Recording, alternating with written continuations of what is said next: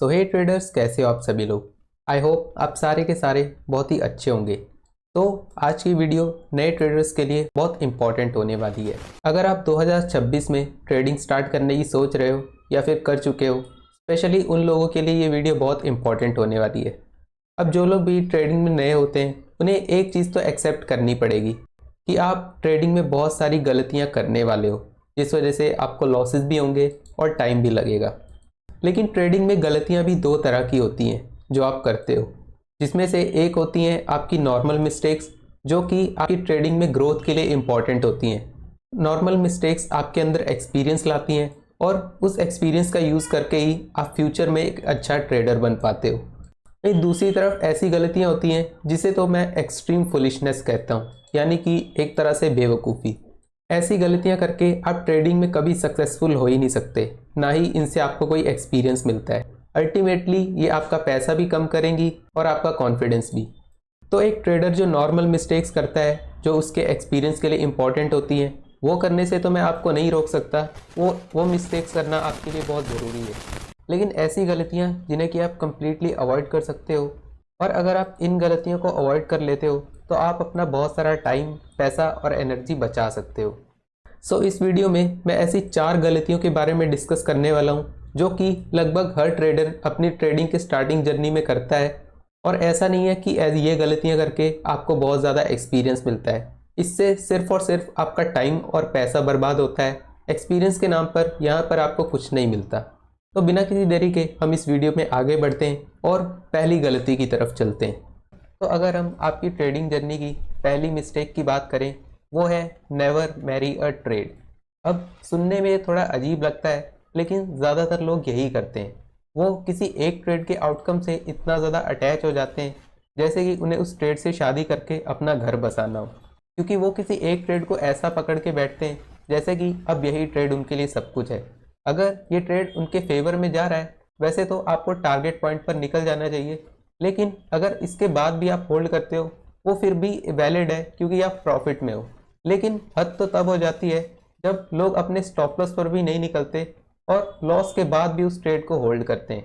तो आप मुझे एक बात बताओ, जो लोग भी ऐसी गलती करते हैं, ये करने की क्या ज़रूरत है और इस बात की क्या सेंस बनती है? क्या आप ये सोच के आए थे कि आप अपनी पूरी ट्रेडिंग जर्नी में कभी लॉस करोगे ही नहीं, या फिर ये एक ट्रेड आपके लिए इतना इंपॉर्टेंट है कि अगर आपने इसमें प्रॉफिट नहीं किया आपकी पूरी ट्रेडिंग जर्नी ही बर्बाद हो जाएगी?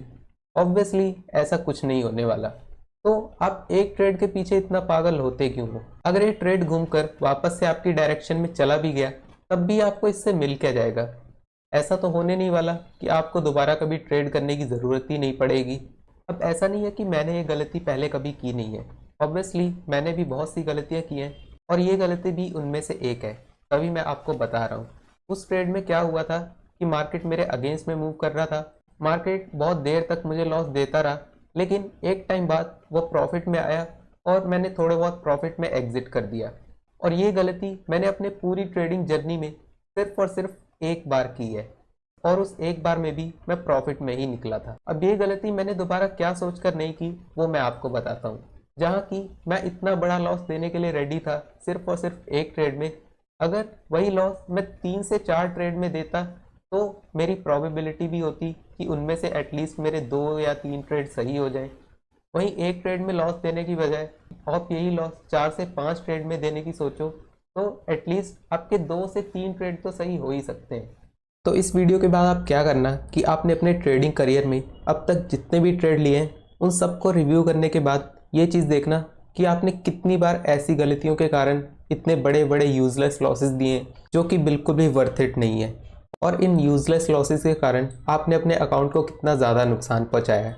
अगर आप इन सारे लॉसेस को कैलकुलेट करके एक बार रिव्यू करोगे, तब आपको यकीन होगा कि आप अपना कितना सारा पैसा बचा सकते थे।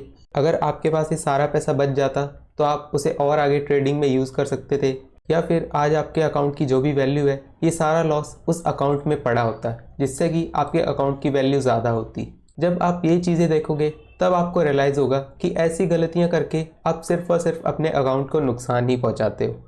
और ट्रेडर्स की दूसरी जो सबसे बड़ी गलती होती है वो एक्साइटमेंट ट्रेडिंग में बहुत ज़्यादा इंटरेस्टेड रहते हैं, क्योंकि जो नए ट्रेडर होते हैं वो बहुत ही कम कैपिटल के साथ आते हैं, जैसे कि 5 से 10 हज़ार रुपये, और उनका पूरा फोकस यही रहता है कि मैं किसी तरह अपने इस 5,000 को ग्रो करके 50,000 कर लूँ, जो कि नॉर्मली पॉसिबल है नहीं। अब इस तरह का प्रॉफिट कमाने के लिए उनका पूरा फोकस रहता है कि वो किसी तरह मार्केट में बहुत बड़े बड़े मूव्स को कैप्चर कर लें, जिस वजह से उनका पैसा मल्टीपल टाइम्स ग्रो हो जाएगा। अब ऐसे दिन मार्केट में होते हैं, कोई इलेक्शन हो, बजट हो, या फिर पॉलिसीज़ हो, या फिर सबसे पॉपुलर ज़ीरो हीरो ट्रेड। लोग इस तरह की एक्टिविटीज़ पर ज़्यादा फोकस करते हैं कि वो अपने छोटे कैपिटल को ग्रो करके किसी तरह बड़ा कर लें, फिर जब उनके पास बड़ा पैसा आ जाएगा तब वो आराम से ट्रेड कर सकते हैं। लेकिन ये नए लोगों का सिर्फ और सिर्फ एक मिसकंसेप्शन होता है कि वो ऐसे बड़े मूव कैप्चर कर सकते हैं छोटे कैपिटल के साथ, क्योंकि उन्हें मार्केट की बहुत सारी चीज़ें पता नहीं होती हैं। अब ऐसे इवेंट बेस्ड ट्रेडिंग में जो प्रीमियम भी वो बाय करना चाहते हैं उसका प्राइस ऑलरेडी बहुत हाई होता है, और वो प्राइस इतना ज़्यादा हो सकता है कि आप उस कैपिटल के साथ उसे खरीद पाओ ही नहीं, या फिर अगर आपने उसे खरीद भी लिया तो उसे आपको मल्टीपल टाइम्स प्रॉफिट देने के लिए बहुत अग्रेसिवली आपकी डायरेक्शन में मूव करना पड़ेगा, जिसकी पॉसिबिलिटी बहुत कम होती है। और अगर मार्केट थोड़ा बहुत भी वहाँ पर अटक जाता है तो आपका ये सारा पैसा मिनटों में गायब हो जाएगा। और बाय चांस अगर मार्केट आपके फेवर में मूव करता भी है तब भी आप मेंटली इतने प्रिपेयर होते नहीं हो कि आप ऐसे बड़े मूव को कैप्चर कर लो। तो जब मार्केट आपके फेवर में मूव करने के बाद थोड़ा बहुत आपके डायरेक्शन के अगेंस्ट में अपोजिट कैंडल बनाएगा, इस केस में आपका प्रीमियम इतनी तेज़ी से इरोड होता है कि जहां एक पॉइंट पर आपको 4 से 5,000 रुपये का प्रॉफिट दिख रहा होगा, एक हल्के से पुल बैक में ही प्रॉफिट चुटकियों में कम होकर 1,000 से 2,000 रुपये रह जाएगा। और ऐसे केस में जो भी नए ट्रेडर होते हैं वो पैनिक होकर एग्जिट कर देंगे। तो इतना बड़ा मूव कैप्चर करने की तो कोई बात ही नहीं बनती, क्योंकि अब तक उन्होंने ऐसे मार्केट का लाइव एक्सपीरियंस लिया ही नहीं होता है, तो उन्हें कुछ पता ही नहीं होता कि ऐसे मार्केट में प्रॉफिट और लॉस होता कैसे है। इस तरह की ट्रेडिंग वही लोग कर सकते हैं जो कि ऑलरेडी प्रॉफिट कमा रहे हैं, और उस प्रॉफिट का थोड़ा बहुत हिस्सा रिस्क लेकर वो ऐसे बड़े मूव कैप्चर करने की ट्राई कर सकते हैं। तो ऐसे रेयर मूव्स को कैप्चर करके पैसा कमाने के बजाय आपको ऐसे मूव्स को कैप्चर करना चाहिए जैसे moves market 70 to 80% of the times देता है।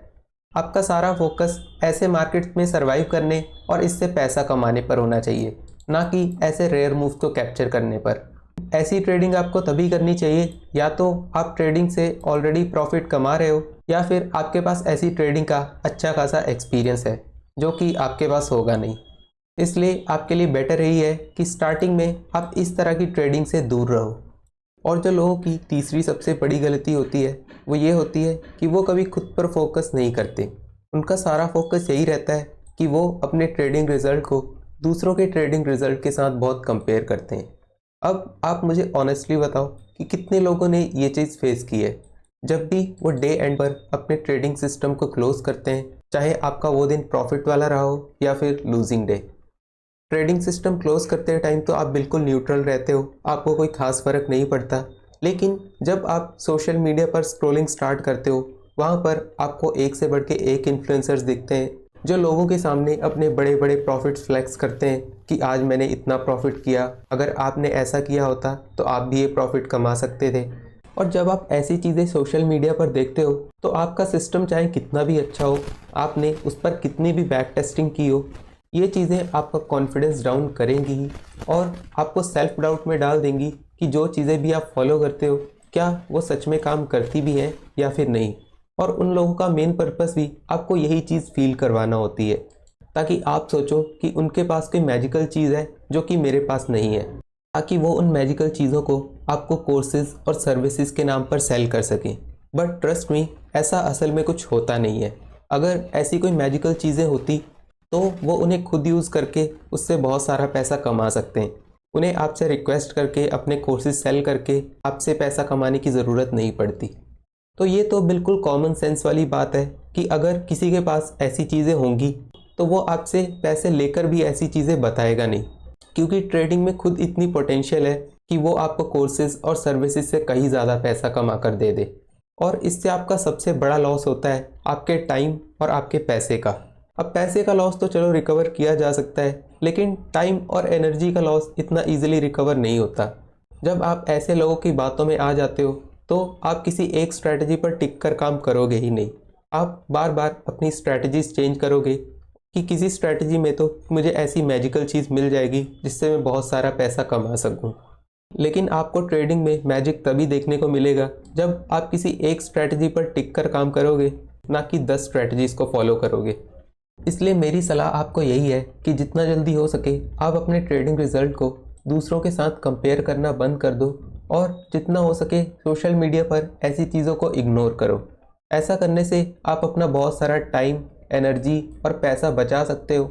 और अगर आप 3 चीज़ों को किसी सिंगल स्ट्रैटेजी में इन्वेस्ट करो और अपने आप को इम्प्रूव करने में लगाओ तो आप ट्रेडिंग में बहुत आगे निकल जाओगे। आई होप आपको ये चीज़ अच्छे से समझ आ चुकी होगी।